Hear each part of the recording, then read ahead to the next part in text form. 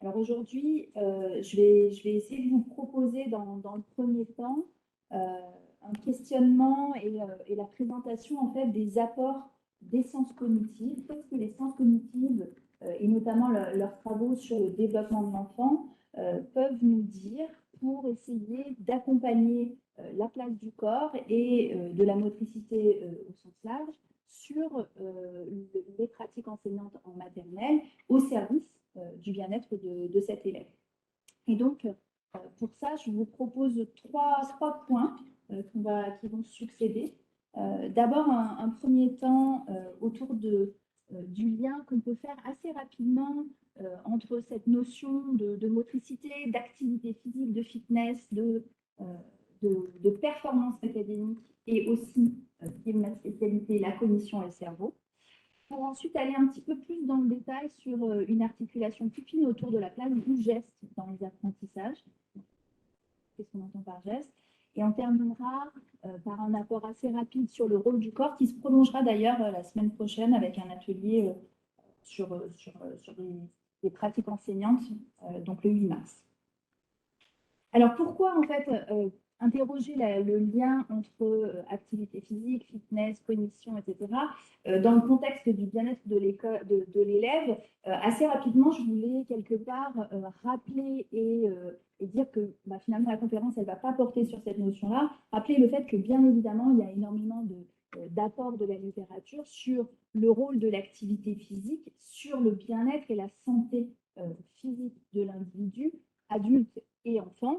On sait qu'effectivement, pratiquer une activité physique régulière, ça va permettre de diminuer les risques cardiovasculaires, ça va limiter les maladies cérébrovasculaires, les risques de cancer, de diabète, plein de pathologies qui sont purement physiologiques, des pathologies aussi qui relèvent davantage de la dimension neurologique comme la dépression, l'anxiété, et puis ça va avoir un impact sur notre constitution avec une réduction de l'obésité, de la tension artérielle, de la santé de l'eau. Donc bien évidemment, ça me semblait être un petit peu un préambule de dire tout ceci est une évidence pour favoriser et bien évidemment porter, mettre en avant l'importance d'avoir une place de la motricité et des activités physiques qui soient au cœur de l'école et notamment de l'école maternelle.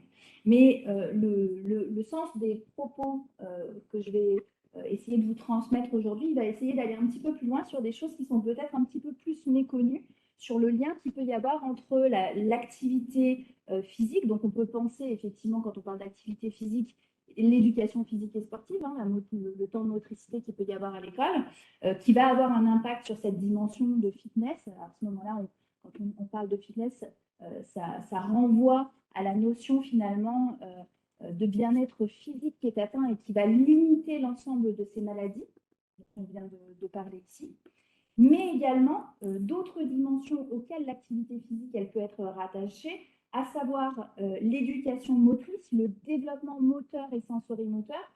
Ceux qui ont peut-être eu des cours ici en Master 1, c'est une notion qu'on a pu aborder dans le cadre des enseignements de psychologie cognitive. Et puis, ce qui touche à l'éducation psychomotrice, qui là va nous amener en fait à tisser du lien entre la manière dont mon corps et ma motricité fine, ma motricité globale, va être au service de la construction de concepts et de connaissances, donc de mon intellect. Donc, c'est pour ça qu'on dit psychomotrice, parce que du coup, la cognition va se construire sur la base de la motricité et de la sensorimotrice. Et donc, vous voyez que ces différents versants-là, ils vont évidemment interagir les uns avec les autres. Et je vais essayer de déployer dans ce premier temps comment est-ce qu'ils peuvent aussi être reliés les uns avec les autres. Donc, pour illustrer en fait le lien entre activité physique et santé et bien-être, je vous propose une petite vidéo assez rapide de conférences qui sont réalisées par des scientifiques qui s'appellent les TED Talks et qui portent sur une activité physique en particulier. Ce qui est intéressant dans cette vidéo, c'est qu'ils vont parler d'une activité physique qui est le yoga, qui justement va avoir ses bienfaits du point de vue de la santé et bien-être, mais qui vont chercher à questionner finalement est-ce qu'il ne peut pas y avoir d'autres relations entre l'éducation physique et cette notion de cognition et de performance académique dont il va être question ensuite? Je vous laisse regarder la vidéo. Alors, il faut avoir des bons yeux puisque c'est sous-titré et c'est en anglais. Mais par contre, c'est bien illustré, donc vous allez voir, normalement, on comprend le sens de la vidéo en regardant. Donc, je vous laisse regarder, c'est assez rapide, ça dure 5 petites minutes. At some point between the 1st and 5th century CE, the Hindu sage Patanjali began to codify the ancient meditative traditions practiced throughout India. He recorded techniques nearly as old as Indian civilization itself in 196 manuals called the Yoga Sutras. These texts defined yoga as the yoking or restraining of the mind from focusing on external objects, in efforts to reach a state of pure consciousness. Over time, yoga came to incorporate physical elements from gymnastics and wrestling. Today, there are a multitude of approaches to modern yoga, though most still maintain the 3 core elements of Patanjali's practice: physical postures, breathing exercises, and spiritual contemplation. This blend of physical and mental exercise is widely believed to have a unique set of health advantages, such as improving strength and flexibility, boosting heart and lung function, and enhancing psychological well-being. But what have contemporary studies shown regarding the benefits of this ancient tradition? Despite attempts by many researchers, it's tough to make specific claims about yoga's advantages. Its unique combination of activities makes it difficult to determine which component is producing a specific health benefit. Additionally, yoga studies are often made up of small sample sizes that lack diversity, and the heavy reliance on self-reporting makes results subjective. However, there are some health benefits that have more robust scientific support than others. Let's start with flexibility and strength. Twisting your body into yoga's physical postures stretches multiple muscle groups. In the short term, stretching can change the water content of these muscles, ligaments, and tendons to make them more elastic. Over time, regular stretching stimulates stem cells, which then differentiate into new muscle tissue and other cells that generate elastic collagen. Frequent stretching also reduces the body's natural reflex to constrict muscles, improving your pain tolerance for feats of flexibility. Researchers haven't found that any one form of yoga improves flexibility more than another, so the impact of specific postures is unclear. But like other low-impact exercises, yoga reliably improves fitness and flexibility in healthy populations. The practice has also been shown to be a potentially powerful therapeutic tool. In studies involving patients with a variety of musculoskeletal disorders, yoga was more helpful at reducing pain and improving mobility than other forms of low-impact exercise. Adding yoga to an existing exercise routine can improve strength and flexibility for hard-to-treat conditions like chronic lower back pain, rheumatoid arthritis, and osteoporosis. Yoga's mix of physical exercise and regimented breathing has proven similarly therapeutic for lung health. Lung diseases like chronic bronchitis, emphysema, and asthma shrink the passageways that carry oxygen, while weakening the membrane that brings oxygen into the blood. But breathing exercises like those found in yoga relax the muscles constricting those passageways and improve oxygen diffusion. Increasing the blood's oxygen content is especially helpful for those with weak heart muscles who have difficulty pumping enough oxygen throughout the body. And for those with healthy hearts, this practice can lower blood pressure and reduce risk factors for cardiovascular disease.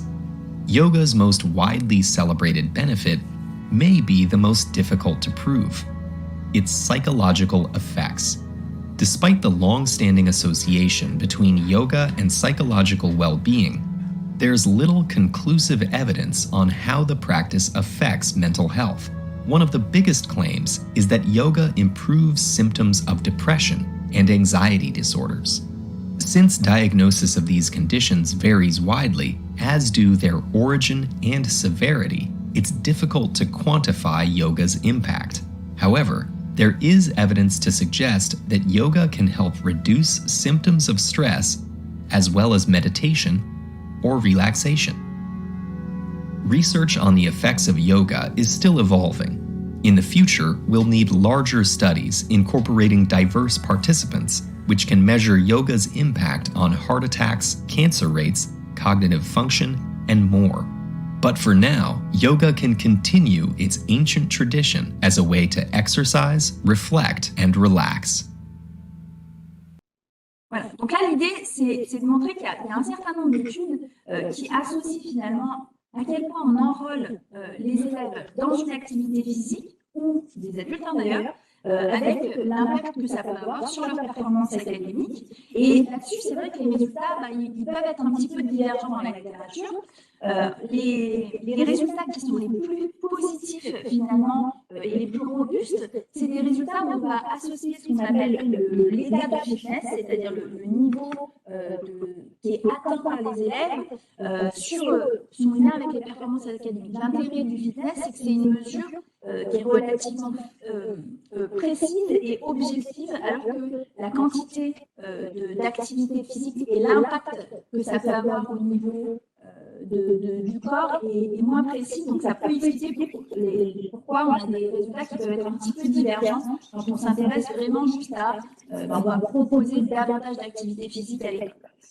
Je reviendrai là-dessus par la suite. Donc là, je vous présente une première étude dont l'objectif, en fait, était d'essayer d'explorer un peu le lien entre ces mesures objectives de fitness. Donc, on va catégoriser, en fait, avec un certain nombre de mesures physiologiques, la qualité du fitness des élèves. Et ensuite, on va évaluer leurs résultats dans des tests standardisés de mathématiques, donc là, c'est les petits triangles, ou de littératie, ce sont les petits carrés. Et ce qu'on observe dans cette étude, donc ça c'est plutôt des études qu'on va dire corrélationnelles, c'est que si on étudie des échantillons qui sont très très larges, jusqu'à ici 3000 enfants de 8 à 13 ans, plus on va avoir un niveau de fitness élevé, comme vous le voyez ici, et plus les performances, donc là où on va se situer en percentile de réussite sur les scores, vont être élevés.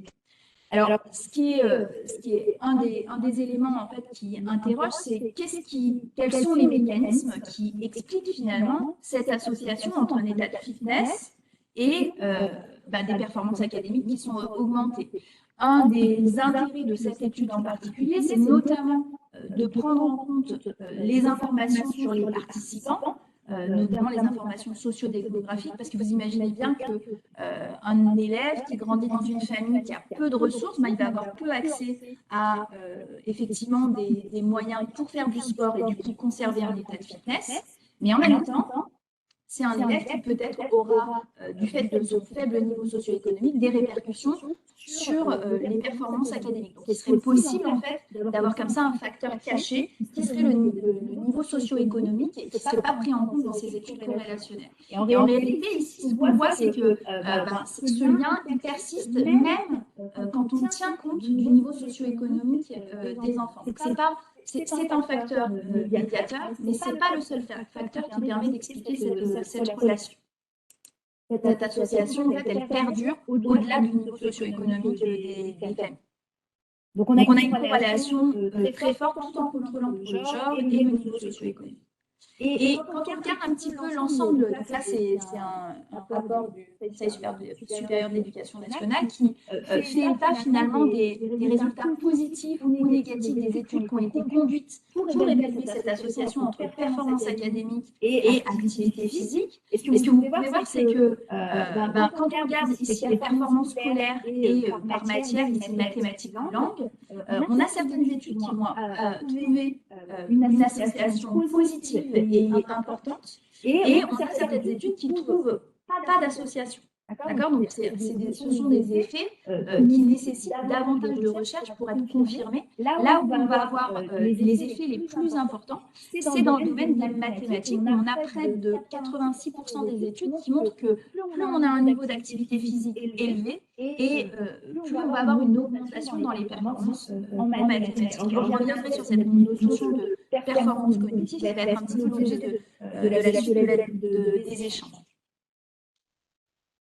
Donc, en synthèse, ici, on a vraiment une littérature qui nous montre qu'on a un effet bénéfique de l'activité physique, notamment sur les mathématiques. Cet effet-là, il est très robuste.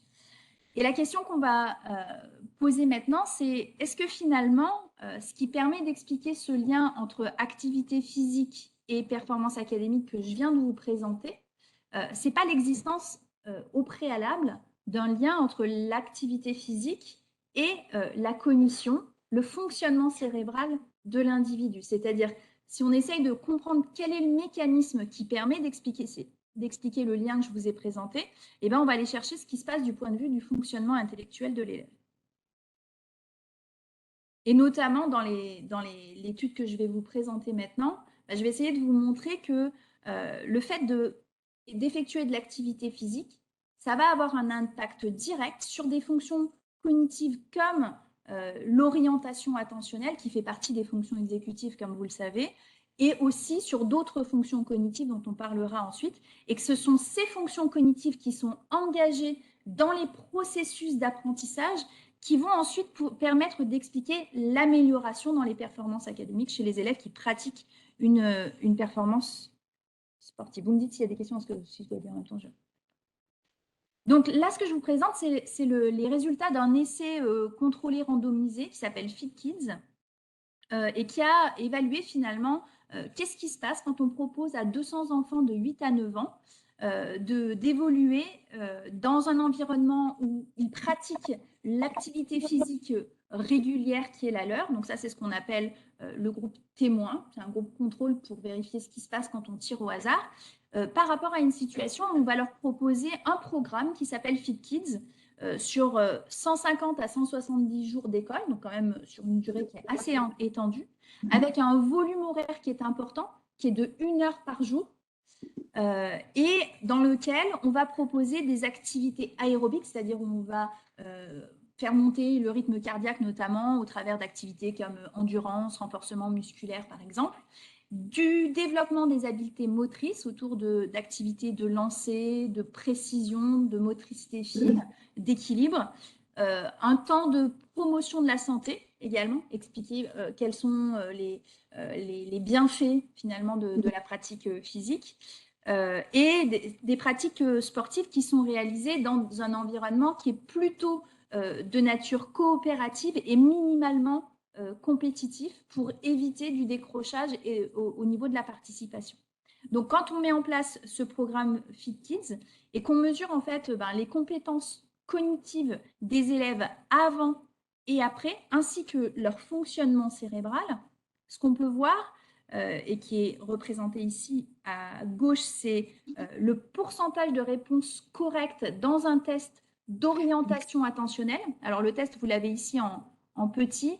En fait, on demande à l'enfant d'identifier de quel côté est-ce que le poisson regarde. Donc, quand il n'y a qu'un seul poisson, sur l'exemple du haut, là, c'est très facile de dire qu'il regarde, pour moi, à gauche, pour vous, à droite, je pense. Ou à gauche, non, aussi. Voilà, une petite orientation.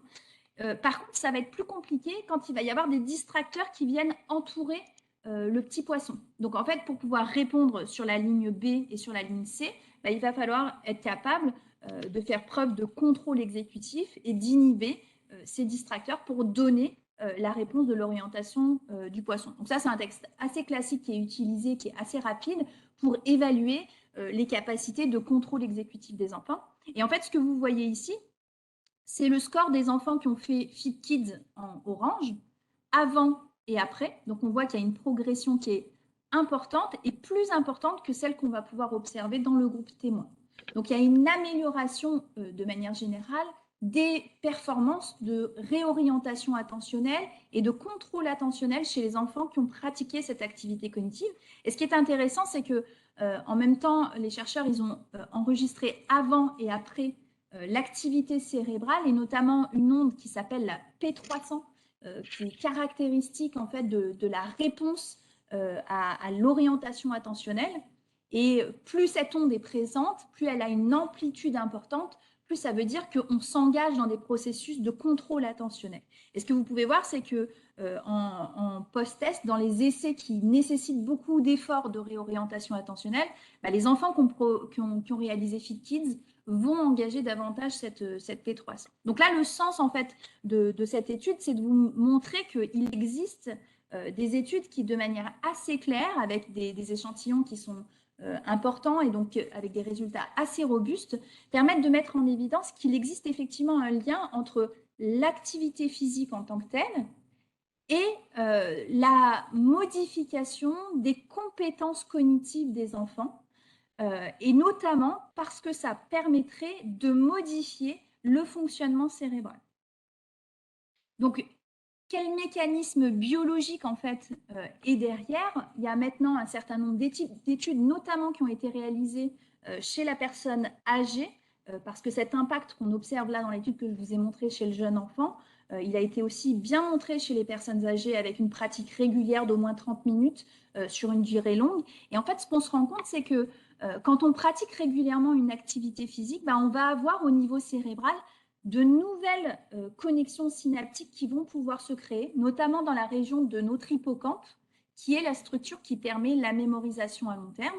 On va avoir la croissance de nouveaux vaisseaux sanguins, et puis on va avoir une augmentation dans notre cerveau de facteurs, de molécules en fait, qui sont utiles à la croissance et à la survie des neurones. Donc on va avoir vraiment des modifications du cerveau qui vont permettre la modification de la cognition.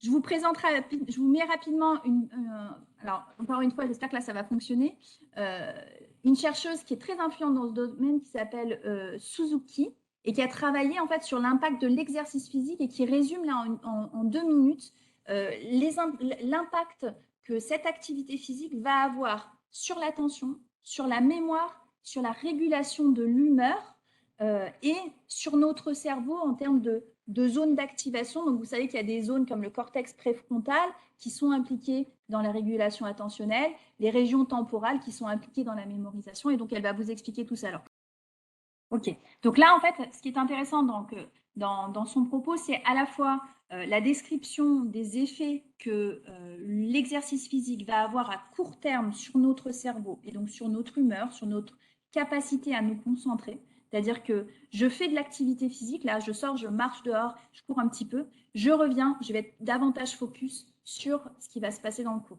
D'accord? Ça, c'est un des effets à très court terme qu'elle décrit.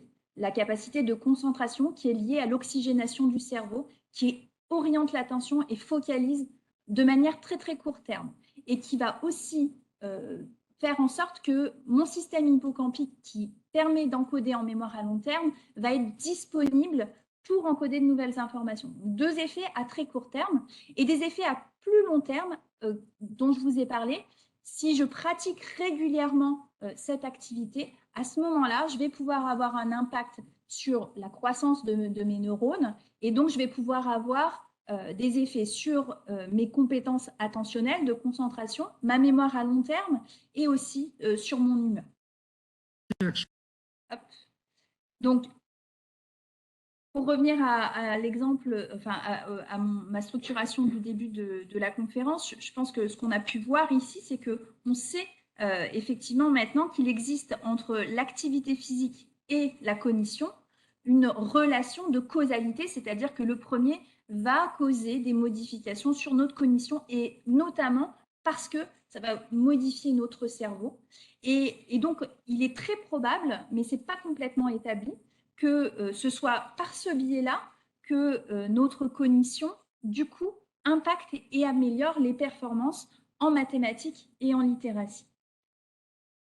Pourtant, un des constats qu'on peut faire, c'est qu'en dehors des temps de motricité et d'activité physique ou d'EPS, le mouvement à l'école, il est souvent considéré comme quelque chose d'assez négatif, quelque chose qu'il va falloir canaliser, contrôler.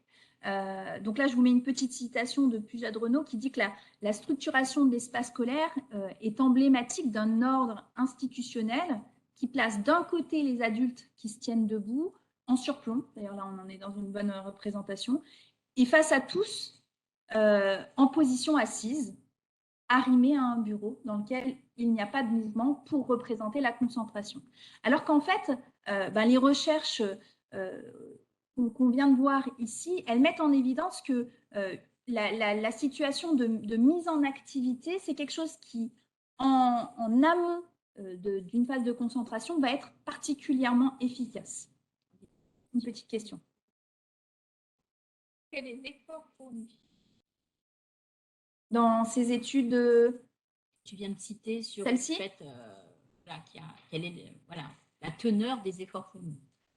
Alors, il n'est pas nécessaire qu'on soit sur quelque chose qui soit douloureux. Enfin, je ne sais pas qu'est-ce qu'on entend par effort, comment on comptabiliserait l'effort. Si on prend par exemple les CFIT Kids, on est sur des activités qui sont des activités qui engagent au niveau cardiaque, on a de l'endurance, du renforcement musculaire, mais on n'a pas de mesure d'intensité. Il y a des études qui montrent, justement, on le voyait tout à l'heure avec le yoga, que certaines activités qui sont pour le coup moins aérobiques, qui essayent de comparer, en tout cas, les situations aérobie versus anaérobie, et on ne va pas avoir d'effet très très fort sur l'existence d'une différence entre ces deux situations-là. Donc les recherches à l'heure actuelle, elles ne sont pas concluantes sur l'existence d'une différence entre ces deux situations. L'intensité n'est pas un facteur. En tout cas, a priori, ça ne semble pas. Donc les recherches, elles ne sont pas encore très robustes dans ce domaine-là, donc ça peut évoluer, mais il semble plutôt que ce ne soit pas un facteur déterminant. Je me reste prudente, hein, parce que c'est quand même un domaine qui reste en cours et qui évolue très rapidement. Voilà. Alors, du coup, là, je vous ai, mais je vais peut-être essayer d'avancer parce que je me rends compte que j'ai pris déjà beaucoup de temps. Je reviens sur cette notion de posture assise. Je sais que tu y reviendras, donc je ne montre pas la vidéo et je vous la mettrai à disposition. Cette sédentarité, cette posture assise, elle est également connue pour être assez néfaste pour diverses raisons physiologiques qui sont les mêmes qu'on a évoquées à l'inverse dans le bénéfice d'avoir des situations de mise en activité de l'individu et qui est plutôt quelque chose qui, dans la littérature, où on a des effets qui sont positifs et robustes en faveur de ce qu'on appelle des classes actives, donc des classes qui, pendant les situations d'enseignement, vont solliciter un engagement, pour le coup, pas effortful, enfin pas avec effort, mais d'association de gestes et de mouvements pour la participation physique des élèves, comme on peut le voir sur la droite ici sur le diaporama. Donc, je vous laisserai regarder la petite vidéo qui reprend un petit peu ces éléments. Hop. Donc, en résumé de cette première partie, on peut dire que l'exercice physique il est clairement bénéfique pour la santé des élèves et pour leur fonctionnement cognitif. Or, en Europe, on a encore des enfants qui passent quotidiennement près de 200 minutes, enfin 75% de leur temps en position assise, et qui consacrent très très peu de temps à l'activité physique, qu'elle soit d'intensité modérée ou vigoureuse. Et c'est un constat qui est assez préoccupant et qui invite effectivement à faire en sorte que cette activité physique, elle soit présente pour la santé physique, pour la santé mentale et pour les régulations sociales des élèves. Mais on a vu aussi ici que ce lien entre activité physique et résultats scolaires, il pourrait aussi être expliqué par des effets de l'activité physique directement sur les fonctions cognitives des enfants.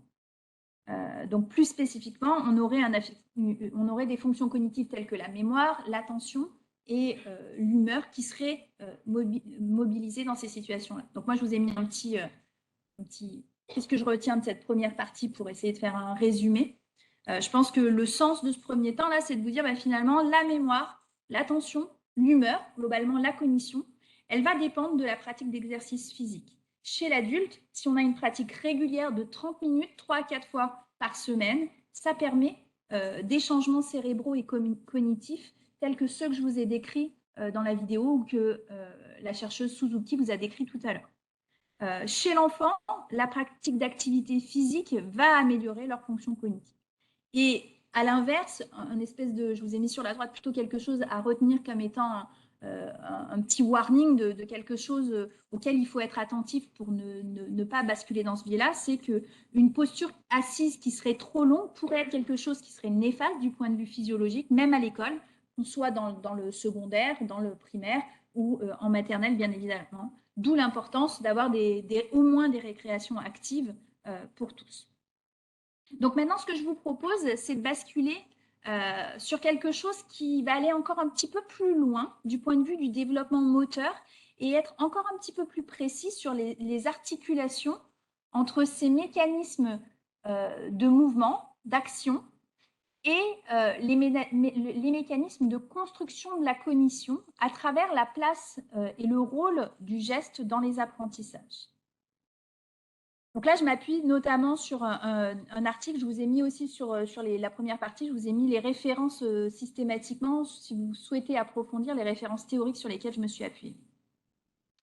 Alors, pour cette partie-là, ce que j'aimerais bien, c'est que quelqu'un se prête au jeu en prenant peut-être alors non, sans prendre... Ah ouais, si vous prenez le micro, ça va oublier des trucs. Ben, on retranscrira. Est-ce que quelqu'un veut bien essayer de décrire la disposition des points qui est présentée ici à l'ensemble du groupe? Un volontaire, une volontaire. Pas très compliqué, hein, c'est une tâche toute simple. Allez, on t'écoute. Alors, tu essaies de nous le décrire de manière à ce qu'on puisse le reproduire et on te regarde.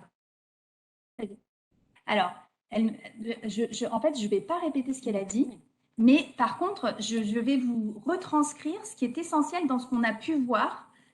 Peut-être que vous ne l'avez pas observé, mais pendant que... Alors, je ne sais pas si à distance, ils voient la salle. Non, ils ne voient pas la salle. OK. Donc, à distance, en fait, pendant qu'elle a décrit la constellation des dés, elle a ponctué son discours par des gestes pour nous pointer. Alors là, je l'ai refait, donc peut-être qu'à distance, vous les voyez. Donc, elle nous a dit, c'est la constellation des dés, il y en a 2 en bas, 2 au-dessus, et puis il y a un point au-dessus. Donc, en fait, elle a tracé en s'appuyant sur son geste pour nous permettre de savoir comment ça s'organisait physiquement. Et maintenant, si je vous demandais, on ne va pas le faire, de décrire finalement la disposition de ces points avec cette fois-ci les formes géométriques qui sont tracées, parce qu'on observe traditionnellement, c'est que plus la disposition spatiale est difficile à capturer, à comprendre, plus on va avoir besoin de s'appuyer sur des gestes pour soutenir notre langage. Donc, l'idée, c'est que quand on fait des observations multiples de sujets, dans la première disposition, ils vont beaucoup s'appuyer sur le langage, beaucoup s'appuyer sur les gestes pour soutenir le langage, alors que dans la deuxième disposition, ils le feront un petit peu moins parce que ce sera plus facile à expliciter en disant tout simplement c'est un carré avec un triangle dessus et à chaque angle, il y a un point. Et là, finalement, on a moins besoin, parce que c'est plus simple en termes de conceptualisation, on va avoir moins besoin de faire appel à notre corps pour exprimer. Donc, l'idée là, c'est d'essayer de vous faire prendre conscience que dans la manière dont on communique, on va accompagner notre action par des gestes qui sont produits en même temps que notre discours, qui peuvent en fait nous aider à produire ce discours, parce que c'est des formats de représentation qui vont préactiver finalement dans notre cerveau une représentation mentale qui est de nature spatiale et qui soutient la compréhension de ce qu'on est en train de dire alors même qu'on est en train de la construire. Un des éléments qui a été proposé pour expliquer ce mécanisme, c'est que en fait l'oral, le discours langagé, il va avoir une représentation qui est organisée de manière linéaire, avec aussi une organisation emboîtée, hiérarchique. Alors que le geste, lui, il va permettre de transmettre une information qui est plutôt globale et plutôt synthétique. Donc en fait, ces deux modalités-là, elles vont être complémentaires sur le type d'informations qui vont pouvoir être transmises. Et ici, ce que je vous ai présenté, c'est notamment essayer d'expliciter une information qui est de nature visio-spatiale Et donc, nécessairement, l'utilisation des gestes, elle va permettre d'aider à retranscrire, à impacter cette information visuospatiale dans la structure qui est une structure hiérarchique du langage et qui s'y prête un petit peu moins bien. Donc là, on va parler de gestes, en fait, dans des situations où on réalise une action, mais une action qui ne va pas avoir un effet direct sur notre environnement. Je m'explique. Si jamais je prends mon téléphone, je produis une action qui a un effet direct sur mon environnement. Par contre, si jamais je produis des gestes pour expliciter à mon interlocuteur, ça va avoir un effet peut-être sur mon interlocuteur parce qu'il va mieux comprendre ce que je suis en train de dire, mais ce sera des effets qui sont plutôt indirects. Ça ne va pas modifier directement l'environnement. Donc, il y a une petite distinction là entre l'action et le geste qui, lui, va plutôt avoir comme voilà, quelque chose qui est indirect. Alors, globalement, cette notion de geste et d'action et la place du geste et de l'action dans la cognition, c'est quelque chose qui a été beaucoup exploré par les chercheurs qui sont d'un courant théorique qu'on appelle la cognition incarnée et qui s'inscrit avec des auteurs comme Barsalou, Pulvermüller, si vous voulez aller rechercher, ou Damasio, et qui essaye d'expliciter que l'ensemble des représentations qu'on va se former sur le monde, elles sont nécessairement dépendantes de l'expérience située et sensorimotrice qu'on va avoir avec notre environnement. Et si on regarde parmi les résultats de la recherche qui sont très puissants pour soutenir cette hypothèse théorique, ben on peut voir que, peut-être vous le savez, dans notre cerveau, on a des régions, ici on a la région du cortex moteur et sensoriel, dans lequel on va retrouver une organisation de notre corps. Si par exemple on me touche la main, ben, je vais avoir la région de la main qui va s'activer. Si on me touche le pied, je vais avoir la région du pied qui va s'activer dans mon cerveau. Et ça, c'est très très bien organisé. On appelle ça une organisation somatotopique parce que ça suit l'organisation de notre corps. Mais ça, c'est dans les aires qui sont sensorielles et motrices. Et en fait, ce qu'on observe, c'est que quand on amène une personne à produire des représentations, par exemple des représentations langagières, donc des concepts qui sont pour le coup peut-être plus abstraits, par exemple comme shooter dans un ballon ou caresser un chat ou cligner des yeux, et bien dans cette situation-là, ces concepts-là, au moment où moi je les prononce et au moment où vous les entendez, bah vous allez activer dans votre cerveau les régions qui sont reliées aux parties du corps auxquelles elles font référence. Parce qu'on caresse plutôt avec la main en général, on shoote dans un ballon plutôt avec un pied et on cligne des yeux, bah, évidemment avec les yeux.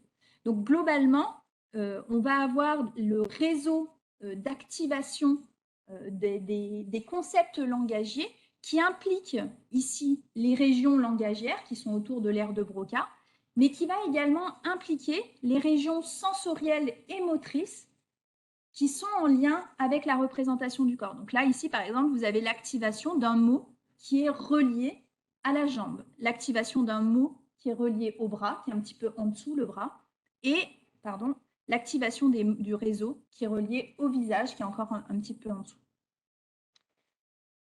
Donc l'idée, c'est bien qu'en fait, quand on construit un concept sémantique, même s'il est langagier, il va recycler les aires cérébrales qui sont dédiées à la représentation du corps pour construire cette représentation sémantique.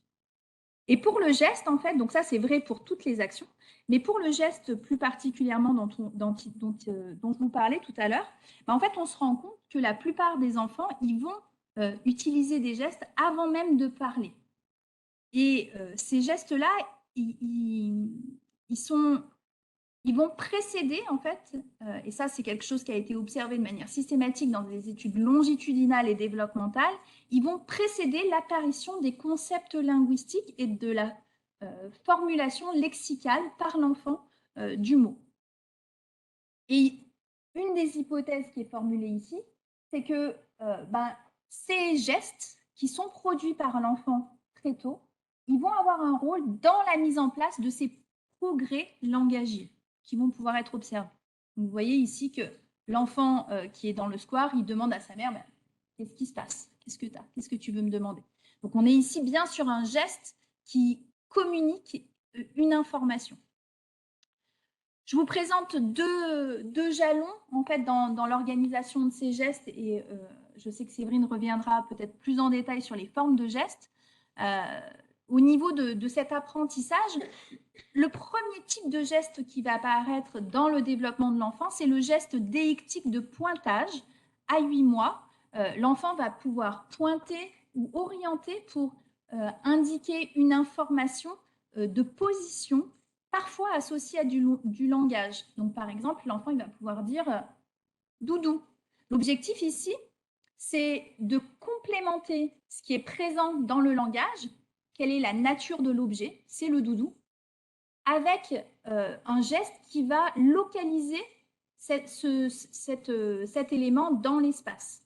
Peut-être que si on n'utilisait pas on n'avait pas besoin d'utiliser le geste parce qu'on a un bon vocabulaire et qu'on est un adulte, on va pouvoir dire « Ah oui, le doudou, il est sur la table, effectivement ». Donc, on va pouvoir, avec le langage et une phrase complexe, localiser l'objet en même temps qu'on donne sa signification. Donc ici, le geste, il va venir compléter l'information qui est contenue au niveau du langage. Et puis, parfois, on va avoir donc dans cette situation, on est plutôt sur une information qui est redondante, puisque à la fois le doudou et sa position, ça porte sur le même objet. On peut avoir un petit peu plus tard une information qui va être une ébauche de construction de phrases et qui va prédire la construction de phrases complexes chez le jeune enfant, avec une situation où le pointage va permettre d'associer l'objet, par exemple le doudou, je pointe et donc ça signifie que je parle du doudou, avec une autre représentation sémantique. Donc par exemple, un enfant qui pointe le doudou et qui va dire bébé, pour dire bah, c'est le doudou de bébé. Donc dans le langage, en fait, s'il était capable de produire intégralement l'ensemble des mots et une structure hiérarchique complexe langagière, il dirait c'est le doudou de bébé. Mais on voit bien que ça, c'est quelque chose qui à 8 mois n'est pas possible. Par contre, il va être capable, à travers cette association entre le geste et la parole, de construire cette structure un petit peu complexe. Et ce qu'on voit, c'est que les enfants qui sont capables d'associer le geste à la parole de cette manière-là vont être ceux qui, le plus rapidement, dans le cours de leur développement, vont développer le type de formulation doudou bébé, c'est-à-dire une association de deux mots qui établit un lien. Donc ça, c'est un des premiers gestes, c'est le pointage déictique. Deuxième geste, à 16-24 mois, qui va nous intéresser là, il faut que j'accélère,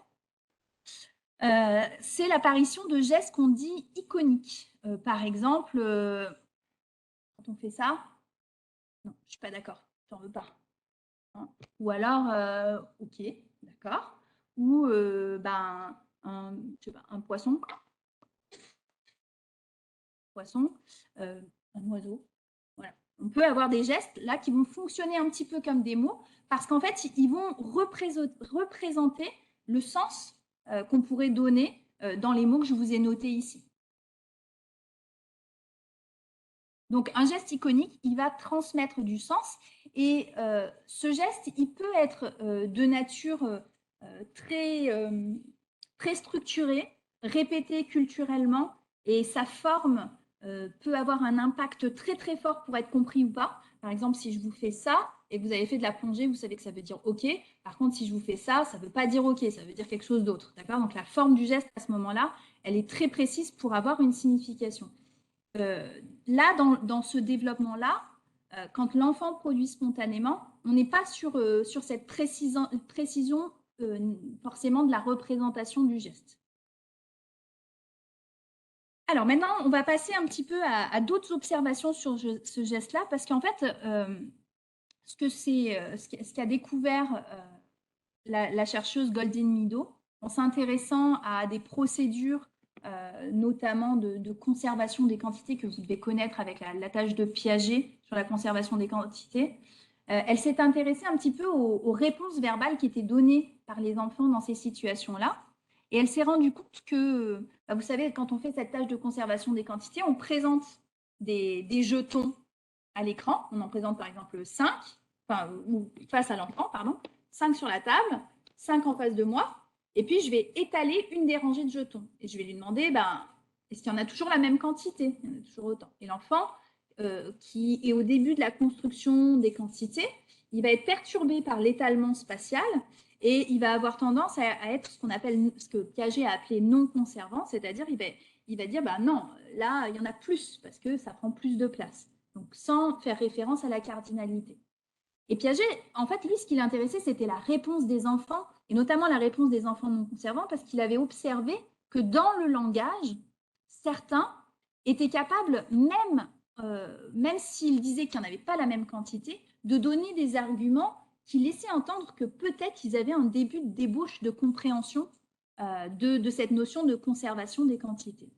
Et bien que ce soit un super bon observateur, Piaget, il était passé à côté de quelque chose que Goldin-Mido a redécouvert par la suite, qui est le fait que, en fait, quand les enfants répondent à cette tâche de conservation des quantités, donc vous l'avez peut-être observé dans vos classes de maternelle, si vous leur avez fait faire ce type de tâche-là, ils vont aussi, comme on l'a vu tout à l'heure avec la jeune fille, produire des gestes. Et ces gestes, ils sont porteurs de sens, notamment quand les enfants au niveau langagé n'ont pas complètement construit les concepts. Et là, je vous présente deux situations. En haut, vous avez une situation où l'enfant effectue un geste où il dit tu les as étalés, donc il n'y en a pas la même quantité. Ça veut dire qu'au niveau du langage, il est non conservant et dans sa réponse son argumentaire, il va dire tu les as étalés et dans son geste, il va faire le même geste. Donc il va avoir il va y avoir une cohérence entre les deux informations, langagère et gestuelle. Et puis, il va y avoir des enfants qui sont aussi non conservants, donc qui échouent à la tâche, mais qui commencent dans la production des gestes qu'ils sont en train de faire à initier une certaine forme de compréhension, par exemple en faisant des gestes qui montrent leur compréhension de la correspondance terme-à-terme. Donc, ils identifient dans leurs gestes que, ah bah oui, mais effectivement, il va pouvoir dire tu les as étalés, mais par contre, il va bien pointer au niveau du geste que il y en a que c'est les mêmes en fait, que entre la rangée du haut et du bas, il y en a un à un.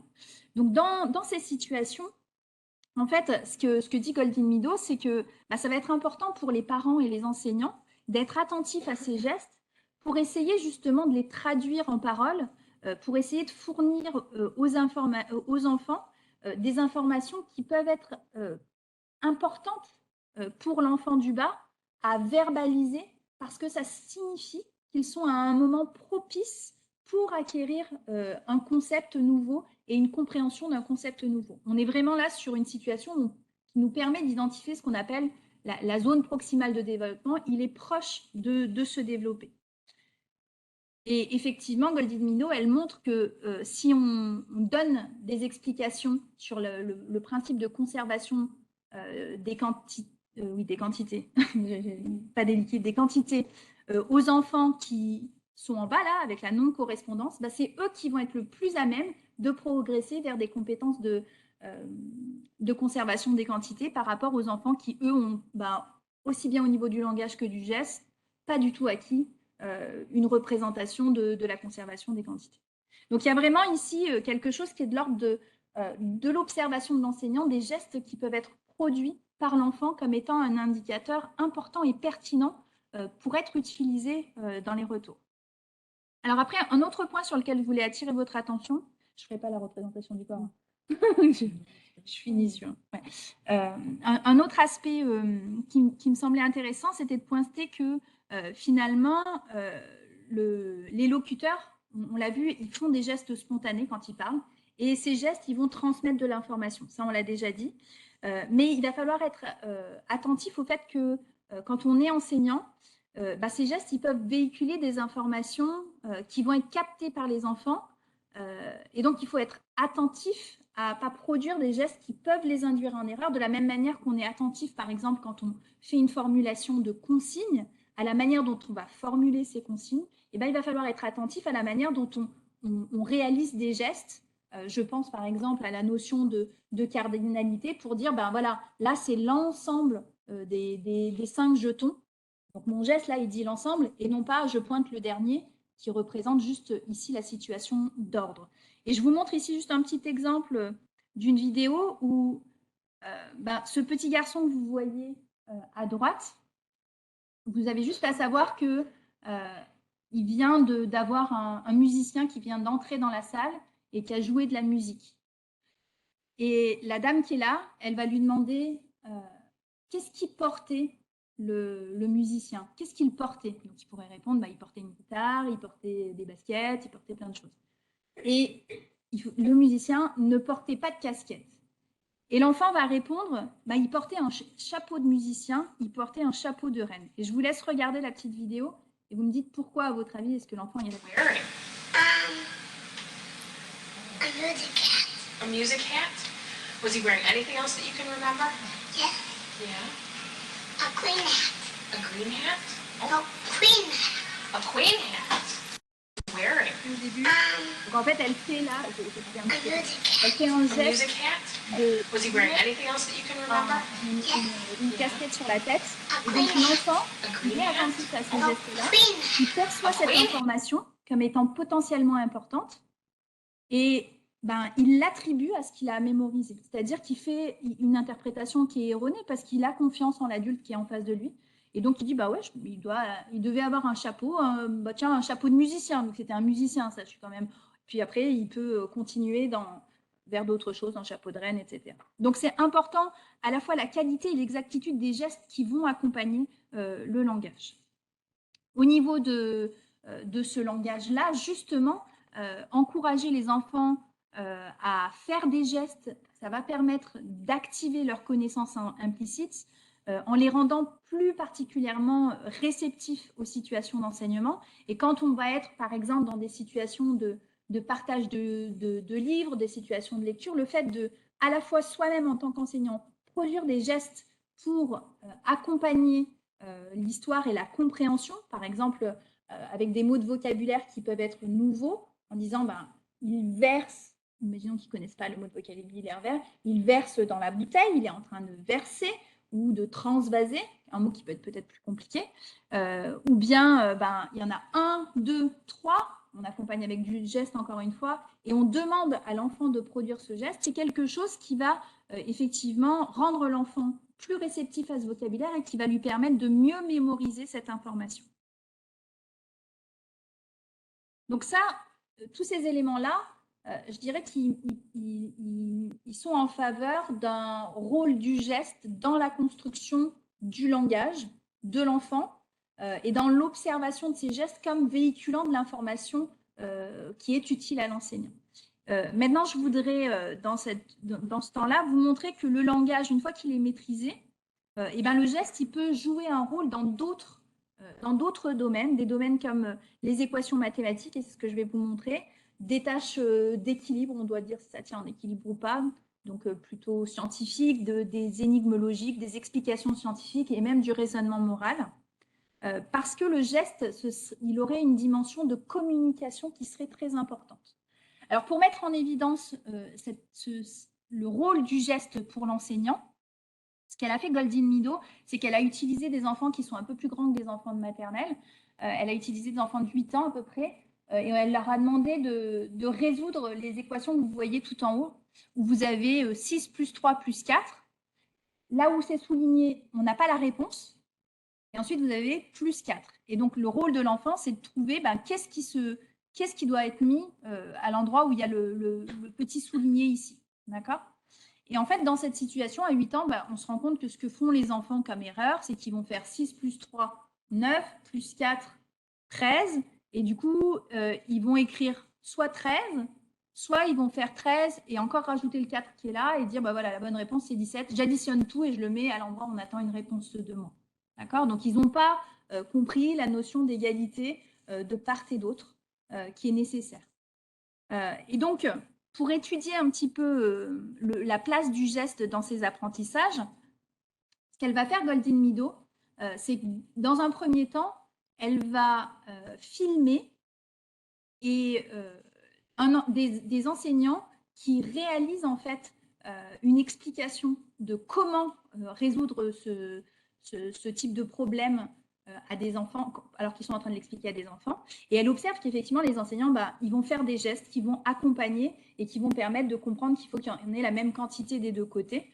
Et du coup, elle va instaurer un mécanisme où elle va prendre des enfants qui n'arrivent pas à résoudre la tâche, et soit elle va demander aux enseignants de produire uniquement du langage, soit elle va demander aux enseignants de produire le langage avec une stratégie où elle va lui dire, par exemple, 3 plus 2.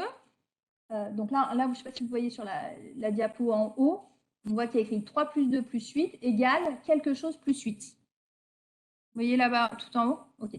Donc, en fait, la stratégie qui est enseignée aux élèves, c'est de dire, en fait, ici, j'ai 3 plus 2, là, j'ai 8, et là, j'ai 8 de l'autre côté. Donc, je garde mes 8 des deux côtés. Et ce que je vais faire, c'est que je vais simplement additionner 3 plus 2 et l'équivalent de l'autre côté. Et vous voyez que là, alors les gens en distanciel, ça va être très compliqué, parce que je le fais avec les mains, et je pense que vous me comprenez du coup pendant que je le fais avec les mains, mais pour l'accompagner à distance, c'est un peu compliqué.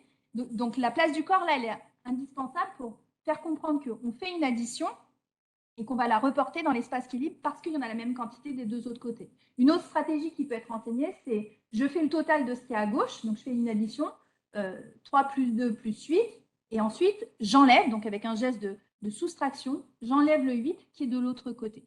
Et quand elle fait cet enseignement par les élèves, ce qu'elle se rend compte, c'est que les élèves qui ont appris uniquement avec un enseignant qui utilise le langage vont très peu progresser par rapport aux élèves qui vont avoir à la fois le langage et les gestes pour les accompagner dans leur stratégie.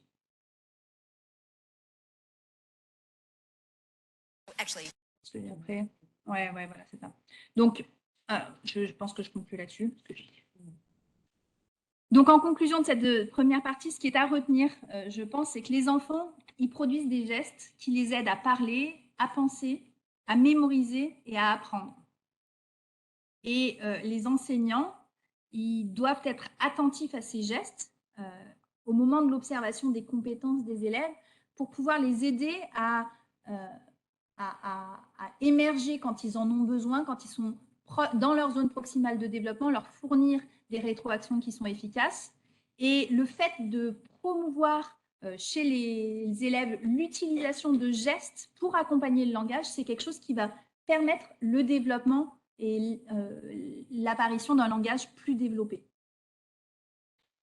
Au niveau des choses à ne pas faire, ou en tout cas auxquelles il faut être attentif, c'est le fait que les gestes de l'enseignant, ils peuvent induire aussi des erreurs dans la compréhension s'ils sont utilisés de manière inadéquate. Et au contraire, en positif, leur présence va permettre d'aider et de structurer la compréhension pour les élèves. Et je terminerai sur cette petite citation de Jung, psychanalyste, qui disait que souvent les mains résolvent un mystère lorsque le cerveau ne l'a pas encore totalement solutionné.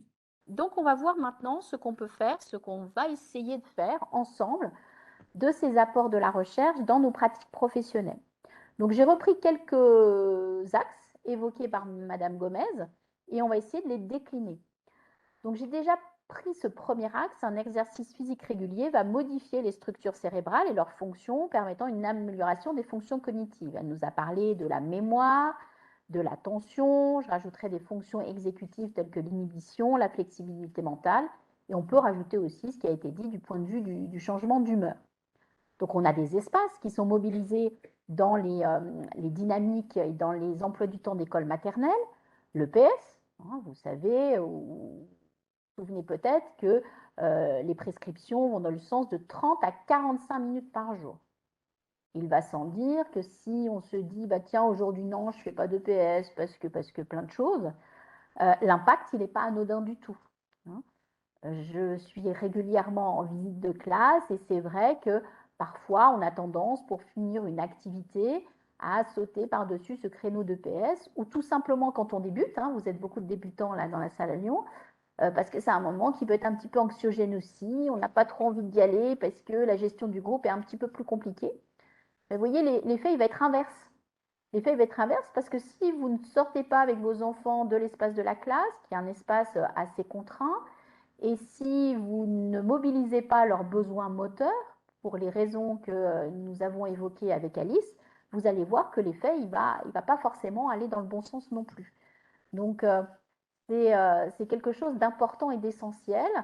J'espère que vous en êtes convaincus et que vous allez bien le garder en mémoire. Alors, on va passer rapidement, puisque là, en EPS, ça rejoint toutes les formations que vous pouvez avoir sur ce domaine-là.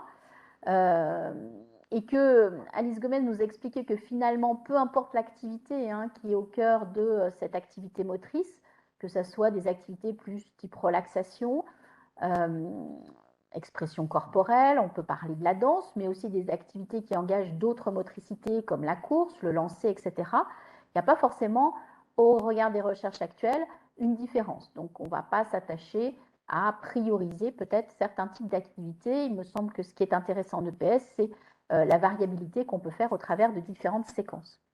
Passons à la récréation.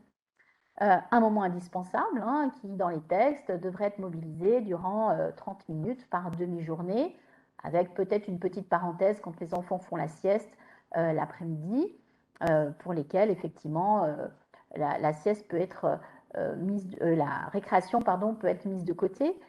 Mais ces récréations, elles sont à investir, et on a vu dans les propos d'Alice, on a entendu, qu'elle parlait de récréation active. On a des récréations parfois dans lesquelles les enfants restent assez peu mobilisés. Pourquoi? Pour différentes raisons. Il y a ceux qui n'ont pas forcément envie de bouger à ce moment-là. Il y a ceux qui sont un petit peu impressionnés par tout ce qui se passe dans les cours de récréation. Ça va vite, les enfants courent dans tous les sens.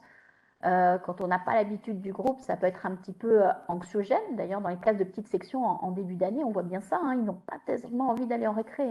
Ce n'est pas le moment préféré des enfants. Alors que plus on se dirige vers la grande section, plus ce rapport au père est quelque chose qu'ils apprécient, et plus ils ont envie de sortir en cours de récréation. Donc, de la même manière que ce que j'évoquais par rapport au créneau de PS, ne loupons pas ces temps de récréation. Les petites phrases qui malheureusement sont distillées dans les pratiques de classe en disant « si tu n'es pas sage, tu n'iras pas en récréation, si tu bouges trop, tu n'iras pas en récréation ».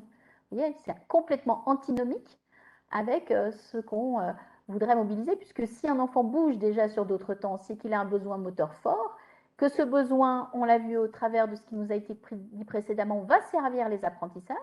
Donc plus on va être dans la contrainte par rapport à ce mouvement, moins l'enfant ensuite pourra se poser peut-être pour apprendre. Donc c'est complètement délétère, et puis en plus c'est interdit par les textes, on n'a pas le droit de priver un enfant de récréation, ou tout au moins dans sa totalité.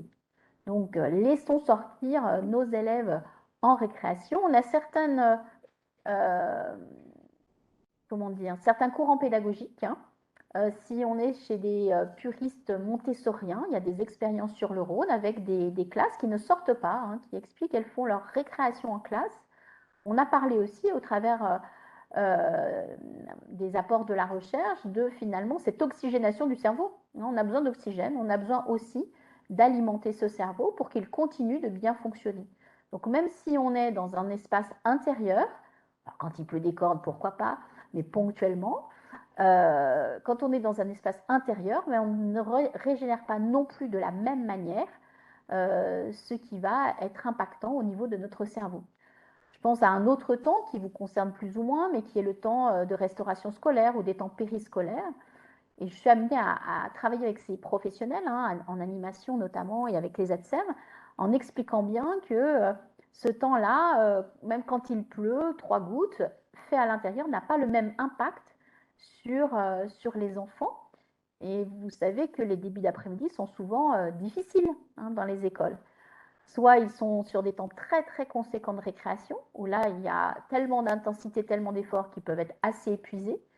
Et un enfant épuisé, ce n'est pas un enfant qui s'assoit et qui met sa tête dans ses bras, comme on dit. Ça peut être un enfant très très très excité justement, un enfant très fatigué. Ou alors des enfants qui n'ont pas du tout mobilisé d'action motrice, qui sont restés à l'intérieur, dans des endroits très contraints, parfois même, j'ai du mal à le dire, mais ça existe vraiment, devant la télé, et qui du coup arrivent en classe en début d'après-midi dans des conditions qui sont loin d'être optimales pour travailler. Donc ces temps de motricité, on parlait de la récréation, mais on pourrait parler aussi de la récréation sur les temps périscolaires qui sont très essentiels également. Et puis pour ceux qui parmi vous travaillent encore sur des structures d'animation, centres aérés, pensez bien à transférer tout ce qu'on se dit, puisque c'est valable à l'école, mais c'est valable aussi dans d'autres espaces. Alors je vais m'attacher un petit peu plus particulièrement au troisième élément, qui est l'aménagement des espaces, adaptés pour répondre notamment à ces besoins moteurs et à ces besoins d'exploration aussi, et d'utilisation du geste. On a eu des grandes dynamiques depuis une dizaine d'années sur la réflexion sur l'aménagement des espaces de manière à pouvoir, en tant qu'enseignant, réfléchir posément à ce qu'on propose en termes d'environnement.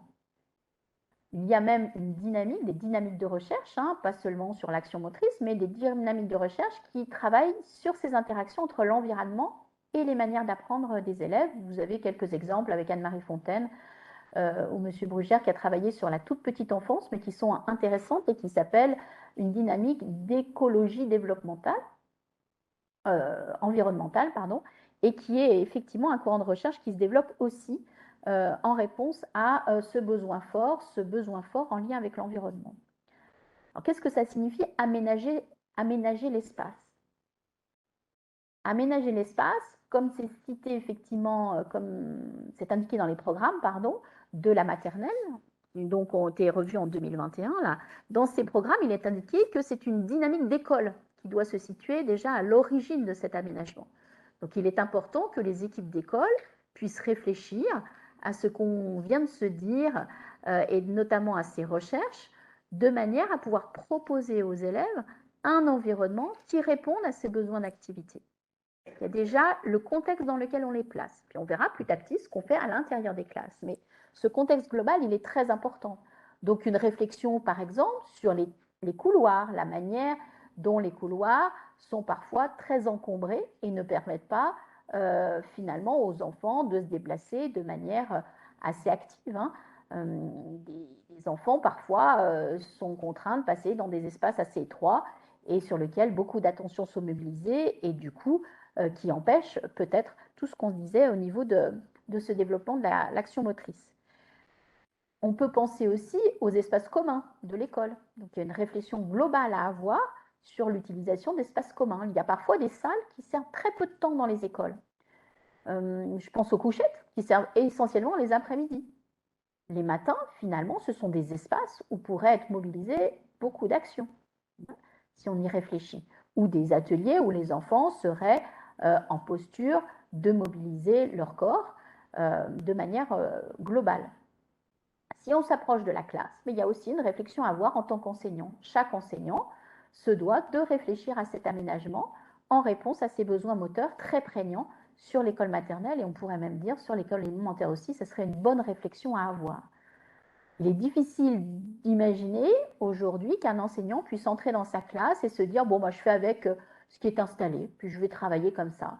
Peu importe finalement ce qui a été placé dans la classe, moi je vais faire avec. » Vous allez voir, puisque vous débutez pour la plupart, que la manière dont est aménagée la classe va avoir un réel impact à la fois sur les apprentissages que vous allez proposer, mais aussi sur la dynamique attentionnelle, la concentration des enfants, sur leur manière aussi d'envisager leur rapport aux autres. Dans les travaux que l'on a menés sur les aménagements des espaces, ça commence à dater d'une dizaine d'années. Moi, j'étais donc sur Vaux-en-Velin à cette époque et nous avons essayé de réfléchir en se disant finalement comment répondre à ces besoins moteurs rien qu'en imaginant le volume de la classe. Alors les murs, on ne peut pas les pousser. Ça, c'est une donnée qui est là. Mais ensuite, il va falloir faire des choix. Si on a une grande classe qui fait, je ne sais pas, plus de 100 mètres carrés pour 28 élèves, on va avoir plus de choix, effectivement.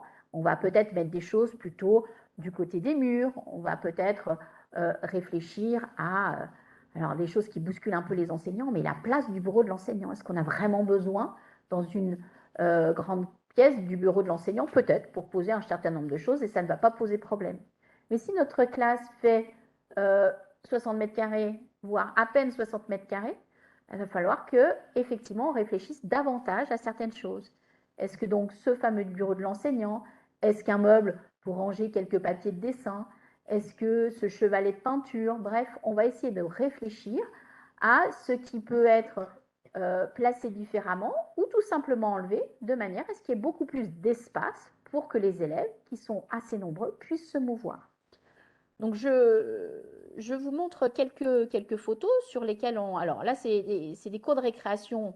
C'était juste pour un petit clin d'œil, pour vous montrer qu'il faut aussi imaginer dans ces cours de récréation un moyen de les rendre actives. Je reviens, excusez-moi, un tout petit peu en arrière, mais c'est vrai que pour motiver les enfants, il est important aussi qu'on leur donne des objets qui sont signifiants pour qu'ils puissent organiser, construire des jeux entre eux. Il y a des enfants qui ne savent plus jouer, ils ne savent pas comment jouer avec les copains.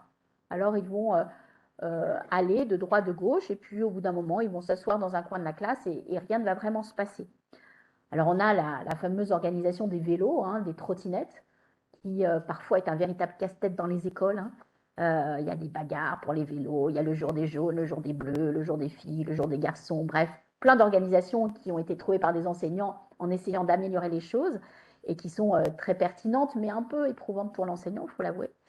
Et puis pour certains enfants qui ont du mal à trouver leur place. Mais il y a aussi plein d'autres petites choses qu'on peut mettre en place. Hein. Vous amenez une grosse caisse avec des petits camions à faire rouler, avec des petits ballons, avec des cerceaux, avec vous savez, les petits objets qu'on tire aussi. Des petits objets aussi pour induire une dynamique d'activité. Il y a certaines écoles, il y avait une expérience, oui, sur la ville de Lyon, de malles ludiques qui avait été placée sur les temps périscolaires et qui demeure encore assez présente dans un certain nombre d'établissements, qui sont des malles avec des matériaux de récupération, tout simplement. Des rouleaux de papier essuie-tout, une vieille machine à écrire, une casserole, qu'est-ce que j'avais vu dans ces malles, des grands tissus, des voiles, de la ficelle. Et les enfants, à partir de ces éléments, vont être dans une démarche active d'imagination et de création de jeux, finalement. Et rien qu'avec ça, on les voit bouger, agir, interagir les uns avec les autres. Donc, vous voyez, ces récréations, à la fois, c'est permettre aux enfants de s'oxygéner, de sortir, d'être en action, en activité, mais pas seulement avec des vélos ou des trottinettes. On peut peut-être trouver d'autres choses sans induire trop spécifiquement des jeux, parce que c'est un moment où il faut les laisser libres du choix, mais on peut impulser avec des objets, avec quelques petites contraintes, la contrainte étant quelque chose qui va nous donner une idée d'eux, hein, tracer des choses à la craie sur le sol. Il y a plein de petites idées comme ça qui peuvent dynamiser les temps de récréation et permettre à ces enfants d'être vraiment en action motrice. Alors, il y a un document hein, de Lille qui avait été rédigé par une association qui s'appelle les Chemins de la Forme. Ça rejoint un petit peu l'étude d'Alice. Les Chemins de la Forme, c'est une association qui est déployée sur la France entière, mais qui était assez active à une époque sur le nord de la France et qui avait réfléchi à la manière dont on pouvait aménager tout simplement des cours de récréation au service de cette activité motrice. Et puis, j'ai rajouté quelques petites images par rapport à ce qui se passe en ce moment sur la ville de Lyon et sur d'autres communes qui, alors ça me fait sourire, excusez-moi, qui sont sur des dynamiques de végétalisation. Hein. Donc, on revient à ce qu'on connaissait bien, puisque moi, j'ai commencé à enseigner en classe unique et on avait un champ derrière l'école et on allait dans le champ derrière l'école et c'était très bien. On ne se posait pas la question si c'était végétalisé ou pas. C'est pour ça que je souris un petit peu. Donc, on revient au bon entendement, j'ai envie de dire, aux choses qui sont assez évidentes. La nécessité d'avoir des espaces et des espaces pour agir, courir. Et c'est vrai qu'une cour bétonnée donne une dynamique qui est quand même bien différente qu'un espace qui est donc aménagé, végétalisé ou tout simplement laissé à disposition des enfants. On a souvent entendu dans les écoles où il y a des espaces d'herbe, surtout n'y allez pas. Surtout, on ne va pas courir de ce côté-là, on ne va pas passer dessous une petite arche. On reste là où c'est, entre guillemets, sécurisé, sachant que sur ces espaces, il ne va pas se passer grand-chose quand même. Hein. Il faudrait vraiment qu'il y ait eu un dépôt d'un objet coupant ou contondant pour qu'il se passe quelque chose. Ce n'est pas en allant gratouiller un petit peu la terre qu'il va passer grand-chose. Alors on a, oui, et ça je l'entends, des ATSEM qui peuvent dire quand ils rentrent, ils sont un petit peu sales, mais on peut imaginer avec les enfants le moyen de pouvoir enlever des vêtements sales, essuyer des pieds. Enfin, c'est un apprentissage aussi qui peut être assez intéressant dans cette dynamique. Donc pour ce qui est de la récré, je pense que des petites idées peuvent être impulsées. Et je vais revenir donc sur ce que je disais, donc cette écologie développementale et la question des espaces.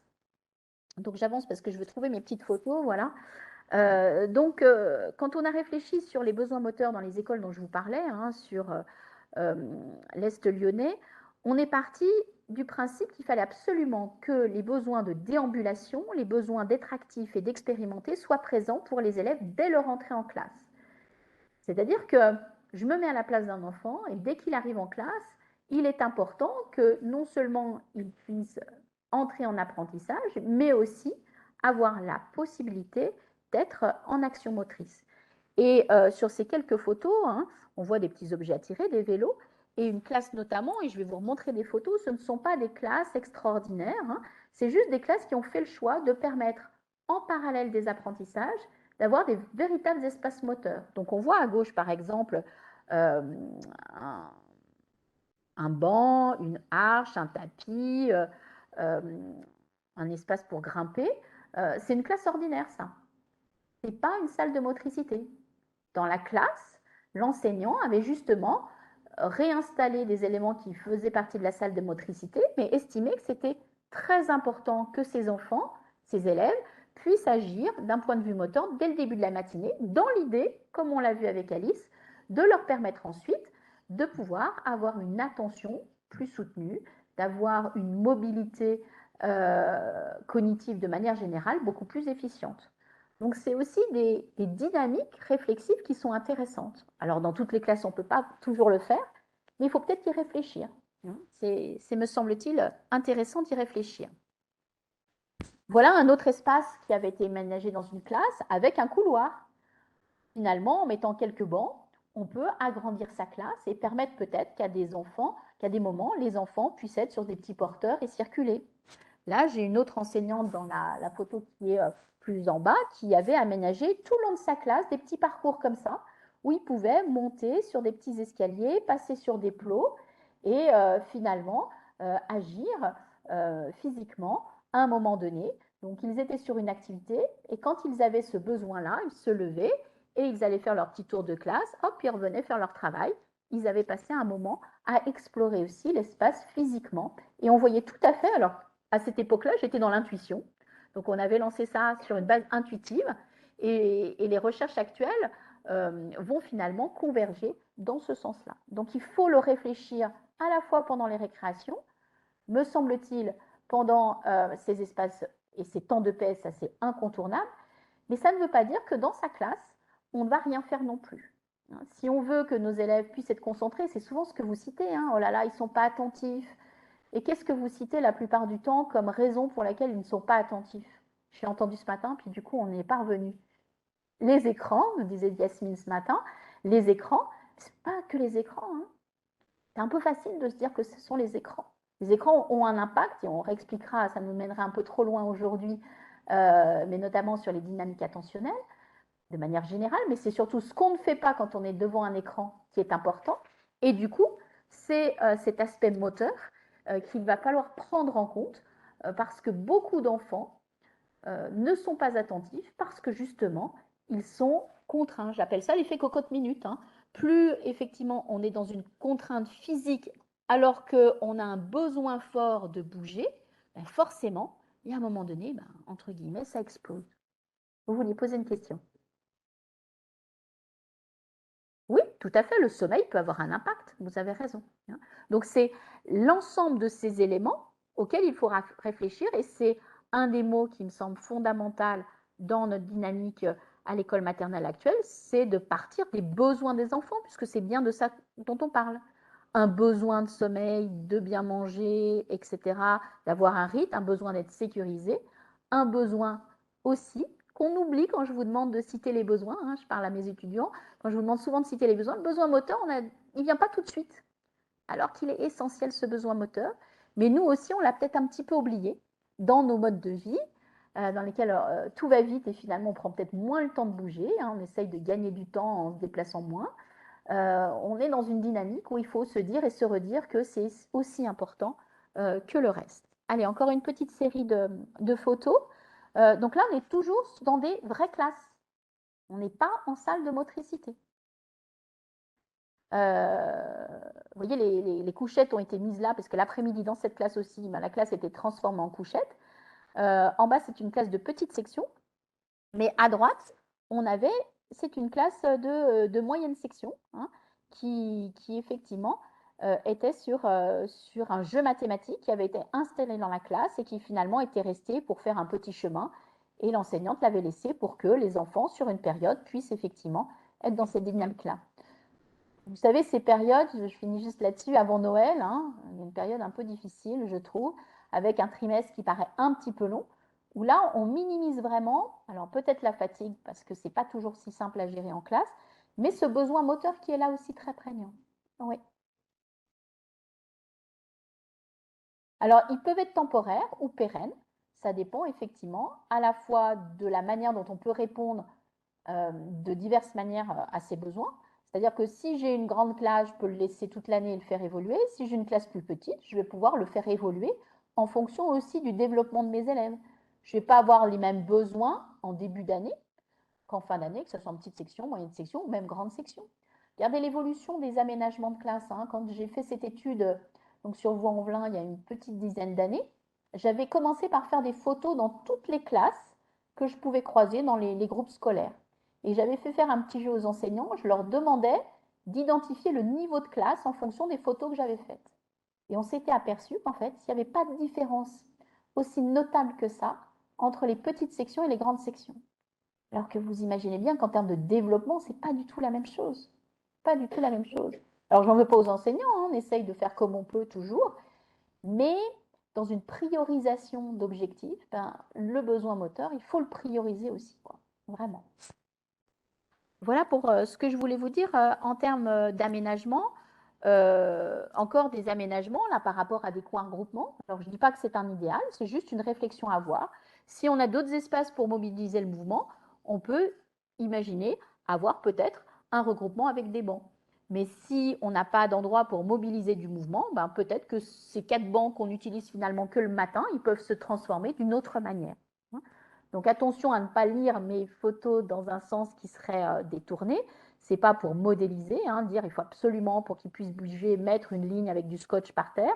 C'est tout simplement réfléchir à différents possibles en se disant voilà, ma classe est celle-ci, il faut qu'ils puissent bouger, donc il faut que peut-être que j'enlève des tables parce que là, quand ils passent, ils sont trop serrés. Peut-être qu'il faut que je fasse, tant pis, j'enlève mon bureau, je mettrai une étagère parce qu'il n'y a vraiment pas de place pour bouger. Peut-être que je vais enlever mon, comme je disais tout à l'heure, mon placard où ils rangent chacun un dessin par jour et encore parce que je n'ai pas la place et il faut qu'ils puissent bouger. Voilà, c'est une priorité et trouver d'autres modalités de fonctionnement. Voilà un petit peu des espaces. Je n'ai pas parlé des coins jeux, mais il me paraît aussi que ce soit des espaces qui soient importants et intéressants dans la dynamique d'aménagement des espaces. Vous savez que ces coins jeux qui sont arrivés dans les classes dans les années 70 étaient là pour réimpulser du réel et donc amorcer une dynamique langagière et d'apprentissage à partir de dispositifs qui étaient familiers par rapport aux enfants. Ces coins jeux, ils prennent rarement de l'espace dans les classes parce qu'on ne les mobilise pas tant que ça dans la dynamique d'apprentissage. Or, ce sont des espaces sur lesquels le mouvement peut être très présent. Quand on est dans un coin cuisine, on va à droite, on prend une assiette, on va à gauche pour faire un plat, on retourne de l'autre côté pour donner un bébé à manger ou à diverses personnes. Donc, vous voyez que ces coins jeux, ils font partie aussi de cette réflexion. Je ne peux pas m'empêcher de faire un petit point de vigilance par rapport aux grandes sections qu'on voit organiser de plus en plus comme des cours préparatoires, avec ces coins jeux qui disparaissent en disant non, pas pour les grands, mais si. Déjà, d'un point de vue dynamique d'apprentissage, il devrait être au cœur de notre dynamique, mais aussi dans l'objectif que l'on se donne en ce moment et qui est de réfléchir davantage par rapport à cette mobilité des activités. Voilà pour ce qui concerne cet aménagement des espaces. Donc, je continue avec mes petites photos pour que vous puissiez voir qu'il y a des dynamiques qui sont parfois intéressantes et qui peuvent nous inspirer. Si on parle d'espace, il est important aussi de parler du temps. Parce que je peux être un enseignant averti qui a écouté un petit peu les travaux de la recherche, qui sait que la question du mouvement est essentielle dans les pratiques professionnelles, le mouvement de l'enfant, le mouvement de l'adulte aussi, on a besoin aussi de bouger, mais qui finalement n'accordent que très peu de temps pour bouger après dans leur classe. j'illustre un petit peu ce que je veux dire. Vous pouvez avoir un enseignant qui a aménagé des coins jeux très pertinents, très efficients, qui a ouvert peut-être le coin groupement pour qu'il y ait plus d'espace, qui va en EPS, qui a ouvert son couloir pour permettre à des petits porteurs, tout ça, d'être mis en œuvre chaque jour au quotidien. Mais à côté de ça, finalement, ça se passe que sur le temps d'accueil ou que sur un tout petit temps. C'est à prendre en compte. C'est-à-dire que agir physiquement, hein, Alice nous l'a dit au niveau des adultes, hein, elle parlait de 30 minutes 4 fois au moins par semaine. Pour les enfants, 30 minutes de récré, 30 minutes de PS, ça fait 1 heure, ça ne suffit pas vraiment. Donc il va falloir multiplier par 2 ce temps-là en action motrice. Donc leur permettre aussi d'avoir du temps pour se mouvoir, du temps pour expérimenter avec leur corps, vivre des choses avec leur corps. Donc pensons l'espace, mais aussi pensons les temps sur lesquels on va leur permettre aussi d'agir. Et ça peut être aussi un temps d'atelier pendant lequel on va leur demander d'être, par exemple, sur une résolution de problèmes mathématiques, où ils vont devoir aller chercher des objets dans un espace, les rapporter dans un autre en ayant mémorisé une quantité. Ça peut être pour du graphisme, aller chercher des outils dont j'ai besoin. Vous voyez, ce n'est pas forcément quelque chose qui est intense forcément, mais quelque chose qui va leur permettre de sortir de cette chaise sur laquelle on les maintient souvent assis et, comme on l'a vu tout à l'heure, qui n'est peut-être pas la meilleure chose qu'on puisse leur proposer pour activer leur fonction cognitive.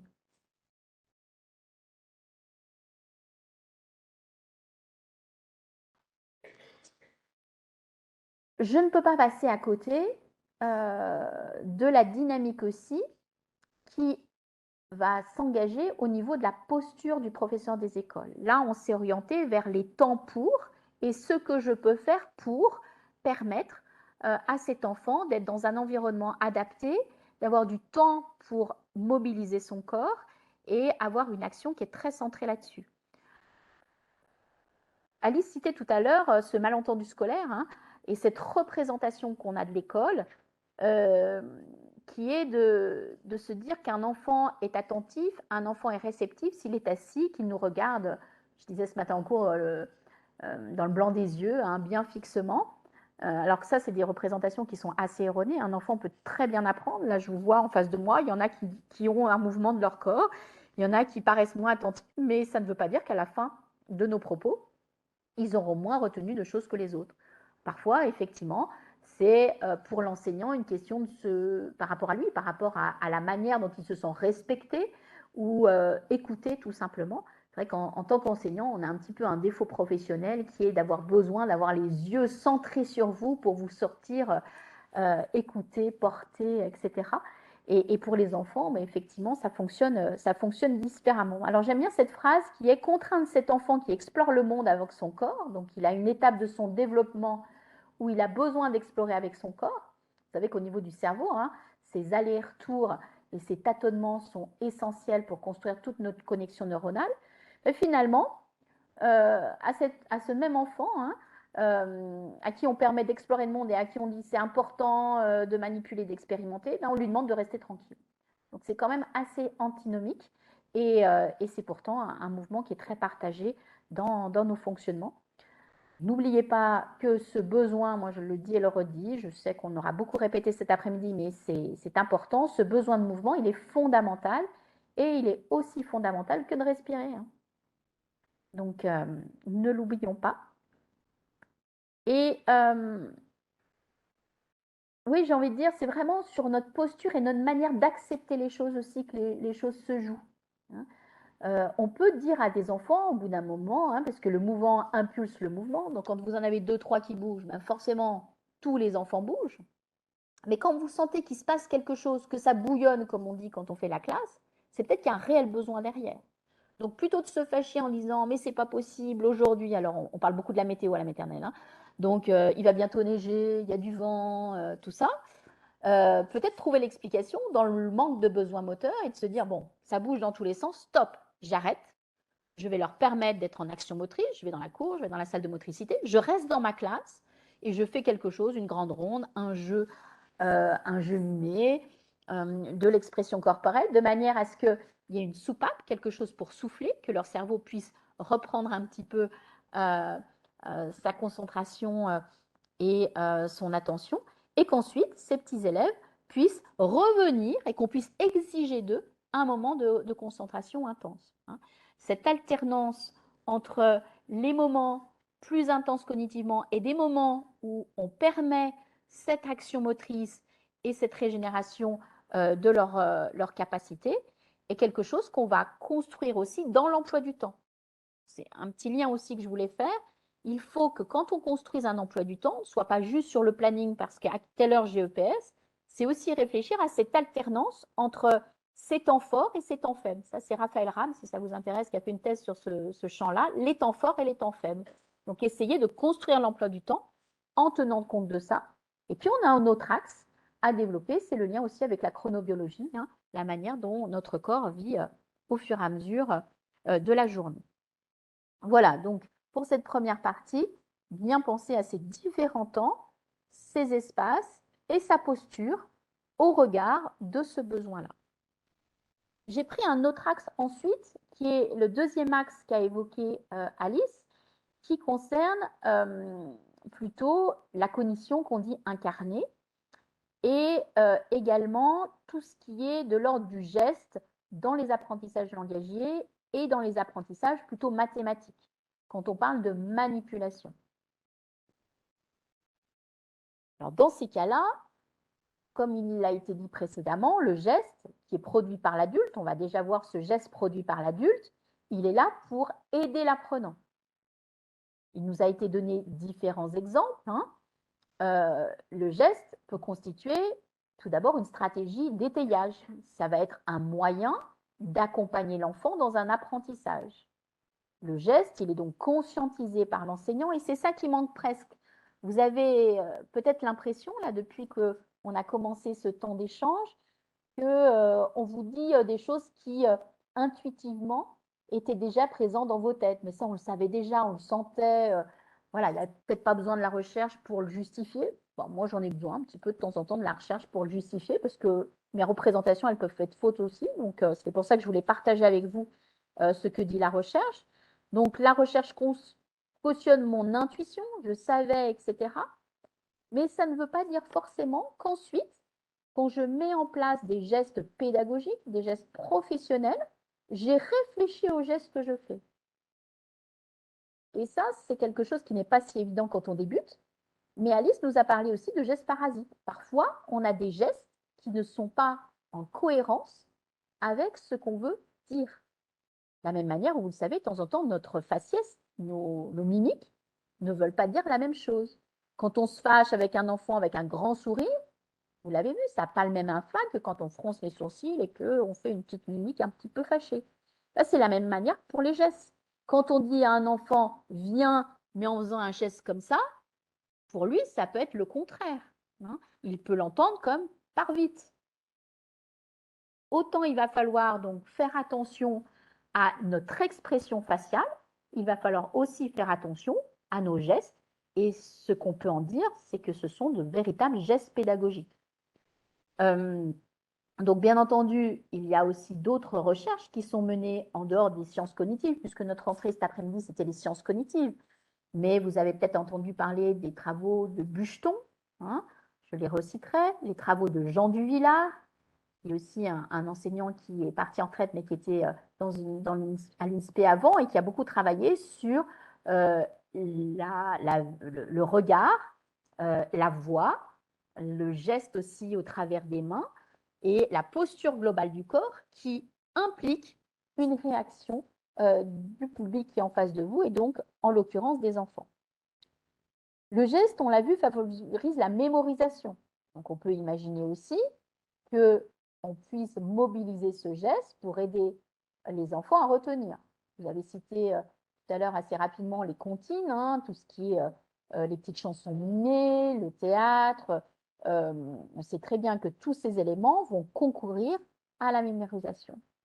Mais quelque chose auquel on pense un petit peu moins, et c'est ce à quoi m'a fait penser aussi, on fait penser ces études sur le geste, c'est aussi ce geste pour renforcer la relation de confiance entre le professeur des écoles et l'enfant. Alors, j'ai mis cette petite vignette d'un papa ou d'un enseignant avec son enfant qui dit chut. Vous voyez que la connivence de gestes entre l'enfant et l'adulte crée en quelque sorte une petite bulle de confiance qui sert cette relation et qui va peut-être permettre ensuite un autre apprentissage. Quand vous accueillez un enfant dans une classe de maternelle, imaginez un enseignant qui ne ferait aucun geste, qui serait tout droit, comme ça. Est-ce qu'on aurait vraiment envie d'entrer dans sa classe? Quel est le premier geste? Montrez-le-moi quand un enseignant est à la porte de la classe. Comment sont ses mains? Souvent, quand vous accueillez des enfants, il n'y a pas de caméra pour vous filmer, vous pouvez y aller. Il n'y a que moi qu'on filme. Non? Ouais, Alice? Bah oui, on fait un geste d'accueil, on dit bonjour. Vos mains, elles sont en action, elles s'avancent naturellement. Hein, c'est pas du tout la même chose. Alors, sans vous raconter ma vie, moi, je me souviens d'une enseignante qui accueillait mon fils. Je la verrais toujours les bras croisés. Et ça mettait quelque chose, mais qui était d'une froideur immense. Et ce geste, vous voyez, il bloquait cette dynamique. Et forcément, donc là, on est sur l'aspect communicationnel que citait Alice aussi. Et cet aspect qui a un impact au niveau du développement cérébral. Donc, cet aspect communicationnel, il intervient aussi dans la relation de confiance qu'on peut avoir un enfant. Il y a d'autres gestes que vous pouvez faire pour engendrer cette relation de confiance et qui vont avoir un impact. Certains enseignants mettent une main sur une épaule. On a d'autres enseignants qui font des petits gestes. Vous savez, quand on est en regroupement et que l'on veut montrer à un enfant qu'on est d'accord avec lui, donc on lui fait un petit geste de la tête, on lui fait un petit geste de la main aussi pour lui dire voilà. Ces petits gestes qu'on fait avec vous aussi en formation. On parle beaucoup avec les mains aussi en formation qu'avec le regard, autant avec l'un qu'avec l'autre et avec son corps globalement.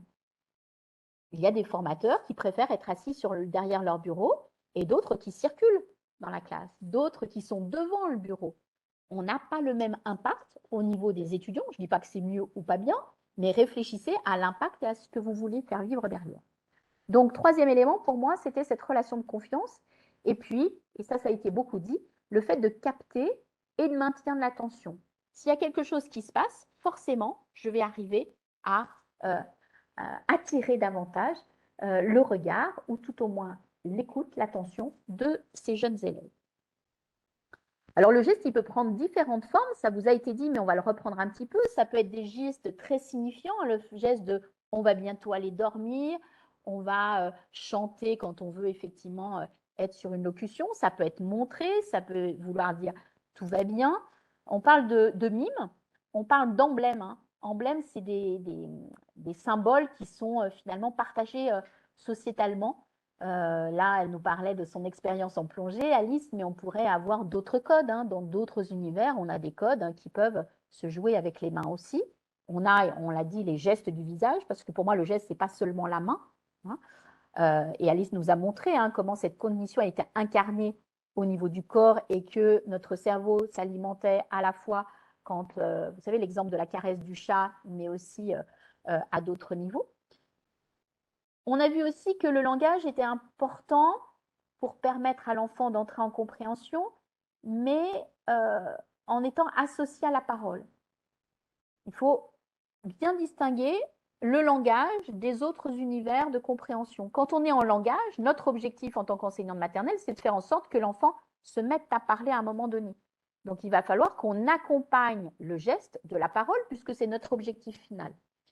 Alors que pour d'autres choses, quand on est dans une relation de confiance, on n'a peut-être pas besoin des mots. Quand on veut créer un geste au service d'une action, on n'est pas forcément obligé de parler. Vous voyez que autant pour le langage et tout ce qui va être dans la dynamique de mobiliser le langage, il va falloir qu'on utilise la parole associée à ces gestes, autant dans d'autres univers, on pourra se contenter de ces gestes et surtout bien penser à ne pas les supprimer.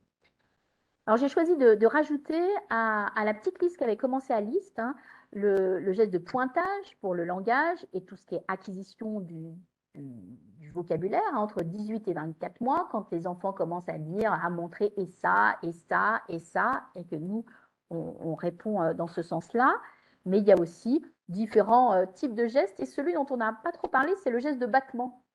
En fait, quand on est enseignant, j'ai regardé un petit peu des vidéos en préparant cette conférence, on s'aperçoit qu'on rythme. On a une main, en quelque sorte, qui rythme le temps qui passe. Donc observez-vous, ça peut être assez intéressant de regarder aussi le fait qu'on est sur des gestes qui sont assez pas comment dire, assez signifiants par rapport à notre métier d'enseignant, de gestes qui rythment un petit peu la vie de la classe au quotidien. Voilà, donc les autres gestes, je vous les ai mis à titre d'information, vous irez voir tranquillement. Je voudrais avancer en disant que, attention, point de vigilance, je le répète, un geste doit être associé au même sens. Si on met son doigt comme ça pour faire, il ne faudra pas que je l'utilise pour que ça signifie autre chose. Si j'utilise un geste comme ça pour dire « allons se coucher », je ne vais pas pouvoir l'utiliser pour dire autre chose. Donc, un geste, un sens. Ça, c'est très important. Il faut aussi qu'on garde la même forme. Vous savez que les enfants, dans leur vie à l'école maternelle, vont croiser pas mal d'adultes. C'est vrai que si on pouvait au moins se concerter pour avoir quelques petits emblèmes communs, ce serait pas mal. Parce que les enfants peuvent, du coup, partir sur une mauvaise direction. Et puis, si on a un geste et qu'on souhaite que ce geste serve l'apprentissage, serve ce qu'on va pouvoir développer également du point de vue des fonctions exécutives, il va falloir que l'on utilise fréquemment ce geste. Si vous ne l'utilisez qu'une seule fois en disant bah, « tiens, je l'utilise aujourd'hui parce que ça va simplifier la compréhension », ça ne va pas suffire. Jusqu'à l'école maternelle, la mémoire de l'enfant est assez labile, elle n'a pas encore été développée suffisamment pour prendre en charge toute seule toute cette mémorisation. Voilà. Alors, j'ai pris un exemple que je trouvais intéressant, qui est un exemple de l'enseignant qui lit une histoire. Pour qu'on soit dans quelque chose de concret. C'est une expérience qui a été faite par un monsieur qui s'appelle Brahim Azaoui, qui s'appelle « Lire à corps ouvert ». Penser le corps de l'enseignant dans le temps de lecture offerte.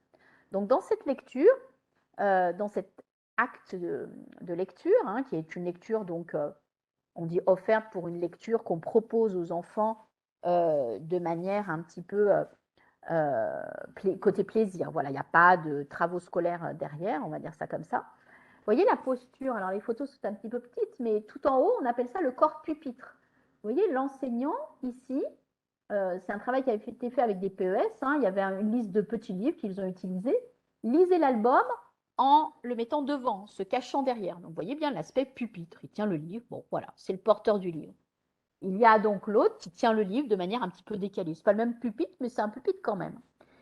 Et puis, on a d'autres types de lecture. Une lecture qu'on dit incarnée, quand l'enseignant est très concentré sur son livre. C'est-à-dire qu'il ne fait plus le pupitre, mais il est, lui, dans sa lecture. Donc déjà, là, on franchit un pas. Et imaginez la lecture suivante, qui est la lecture qu'on voit tout en bas, où là, l'enseignant qui lit les trois petits ours, les trois ours, on voit l'enseignant baisser sa main. Donc là, on voit le geste qui accompagne la lecture du livre. Vous voyez bien les différences entre ces trois types de lecture offertes. Et qu'est-ce qui va se passer du point de vue de la compréhension de l'enfant dans ces trois types de lecture? À votre avis? Tout simplement. Eh oui, quand on va l'associer à des gestes, mais des gestes qui correspondent à ce qu'on lit, ça va focaliser l'enfant, donc ça va faciliter son attention, et ça va focaliser son attention sur quelque chose qui est peut-être difficile à comprendre, un concept, comme disait Alice, et qui va être accessible grâce à ce geste. Petit, moyen, grand, ce n'est pas forcément facile à comprendre pour un enfant. Ce sont des termes qui font partie du langage commun, mais qui ne sont pas forcément aussi simples à appréhender, surtout la question du moyen. D'autant plus qu'ils sont à l'école maternelle où on leur dit toute la journée « t'es chez les petits, t'es chez les moyens, t'es chez les grands ». Et ils nous disent « non, je suis un grand, donc je ne suis pas chez les petits ». Il y a cette conversation assez fabuleuse en maternelle. Donc tout ça pour aller dans le sens de cette deuxième thématique, enfin sous-thématique que nous voulions aborder avec Alice, qui est le corps au quotidien comme un geste pédagogique, un geste d'étayage, de relation de confiance pour faciliter l'attention ou la mémorisation, mais qui doit être conscientisé par l'enseignant. C'est vrai qu'en début de carrière, vous n'allez pas pouvoir réfléchir à tout, ça c'est sûr. Mais au fur et à mesure que vous allez automatiser un certain nombre de choses dans vos pratiques professionnelles, où là, il faudra peut-être focaliser et vous verrez tout à fait l'impact de gestes qui auraient été pensés en amont.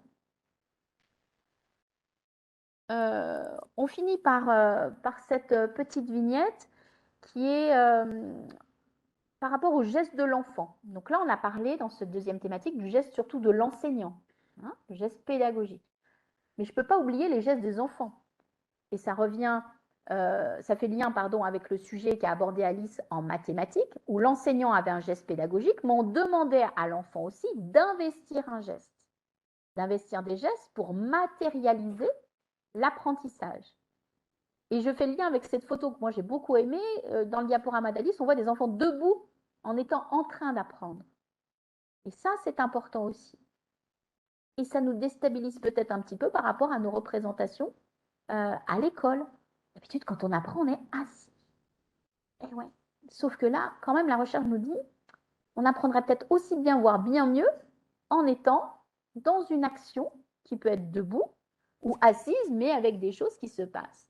Alors, on parle de mots qu'on entend beaucoup à l'école, manipuler, expérimenter, transporter, toucher, utiliser, manier. J'ai commencé ma petite liste et puis je vous laisserai la continuer de votre côté. Avec bien entendu, hein, entre manipuler et expérimenter, quelque chose qui va être d'un ordre différent, puisque la manipulation n'a pas forcément un objectif, et on le voit surtout en mathématiques, c'est peut-être l'expérimentation qui invite à des questionnements, des résolutions à base de tâtonnement de ces questionnements, mais il faut penser dans nos pratiques professionnelles à ne pas finalement contenir ces gestes de l'enfant que souvent on contient. Vous n'aimez pas trop quand il y a les petites mains qui s'avancent sur la table et qui touchent un petit peu tout ce qu'il y a sur la table? Et ouais. Vous avez du mal à supporter que certains élèves déplacent des choses. Vous avez du mal à accepter que finalement, ces petites mains, toujours ces petites mains, elles aient besoin pendant toute l'activité que vous avez proposée d'être virevoltantes autour de ce que vous avez positionné au cœur de l'atelier. Et pour autant, certains enfants n'accéderont aux apprentissages que vous voulez construire qu'à partir de ces éléments-là. On est tous différents, mais ce fonctionnement est au cœur de cette dynamique d'apprentissage. Quand donc Alice a lu une petite phrase sur la place du corps, il y en a une multitude. Nos grands-mères en connaissaient beaucoup de petites phrases avec ce corps au sein. Les psychologues nous l'ont beaucoup répété, cette place du corps essentielle. Mais il semblerait qu'on soit davantage aujourd'hui dans une conscience assez intellectualisée de certaines pratiques et qu'il faille se redire ce qui fait partie du bon sens qu'on apprend en s'engageant aussi avec son corps. Voilà, je vais m'arrêter là parce que le temps est imparti. J'espère avoir semé avec Alice des petites graines dans vos têtes pour vous donner envie de continuer cette réflexion au cœur de vos classes, que vous puissiez vous interroger sur cette réponse que vous apportez au quotidien à vos élèves dans cette dynamique, de manière à ce que ces petits élèves puissent évoluer dans les meilleures conditions. Je vous rappelle la thématique de ces semaines qui était le bien-être au service des apprentissages. Donc vous voyez que être bien pour apprendre, c'est aussi être dans une disponibilité de son corps qui est mobilisée.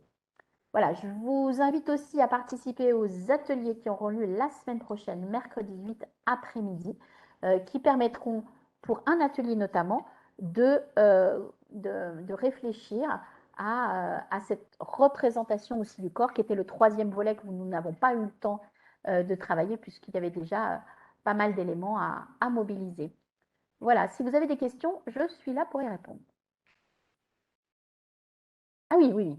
Lundi, merci. Ah ben parfait, donc lundi a lieu aussi ce qu'on appelle un midi de la maternelle. Donc le midi de la maternelle, c'est un temps qui est impulsé dans le cadre de ces semaines. Moi j'en ai vécu un la semaine dernière. En fait, on mange ensemble et on discute de la maternelle. Donc c'est assez plaisant. La semaine dernière, donc j'ai parlé de la sieste. Et donc le 6 mars, ça a changé sur le programme. C'est le 6 mars, puisque le 7, il y aura pas mal de perturbations à l'université, dans les transports, etc. Donc le 6 mars, rendez-vous dans la grande salle de déjeuner pour partager avec Marion Bernard, qui nous a rejoint aujourd'hui et qui est enseignante en mathématiques et enseignante en classe. C'est ça qui est aussi intéressant, c'est qu'elle va nous apporter des idées sur la pratique de classe et sur la manipulation. Donc ça fait tout à fait le lien avec ce que nous avons évoqué aujourd'hui. Et comme nos collègues de Saint-Étienne et de Bourg sont avec nous à distance, dire aussi qu'il y a un certain nombre de manifestations qui continuent de se dérouler sur ces deux sites. Voilà, merci beaucoup.